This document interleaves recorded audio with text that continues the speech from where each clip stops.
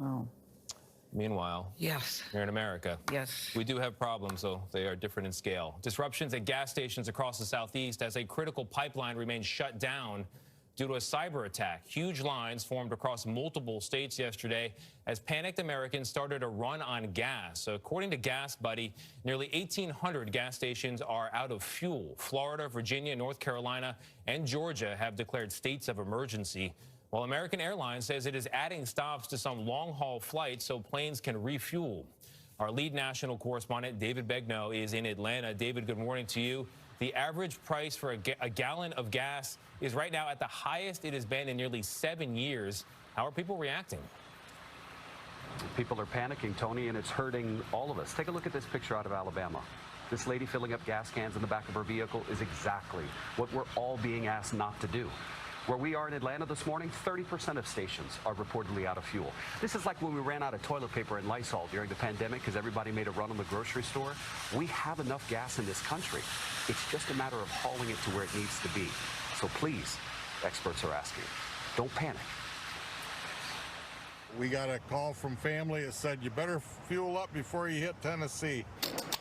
There is panic at the pump from Virginia all the way down to Florida. I suspected just prices would go way up.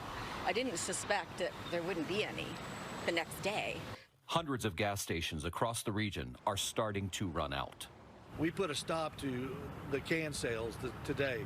People were coming in and loading, trying to buy, 5 and 10 cans worth of gasoline. They're just hoarding it. The pipeline sends oil from Houston, Texas to Linden, New Jersey, near New York City. Hackers breached the company's computer system, so Colonial was forced to shut down the pipeline, cutting off a major source of gasoline, jet fuel, and diesel to several states. Here's what panic buying could do: hurt consumers long term, warns Gas Buddy petroleum analyst Patrick DeHaan. The first thinking is, oh boy, prices are going to skyrocket and I need to fill everything I can with gas. And so it's a self-fulfilling prophecy that actually makes the problem much more acute. This chaos left in the wake of Colonial Pipeline's ransomware attack has heightened concerns about America's cybersecurity. The energy grid and water supply have almost no federally mandated cybersecurity protections. And that vulnerability is costing millions of dollars.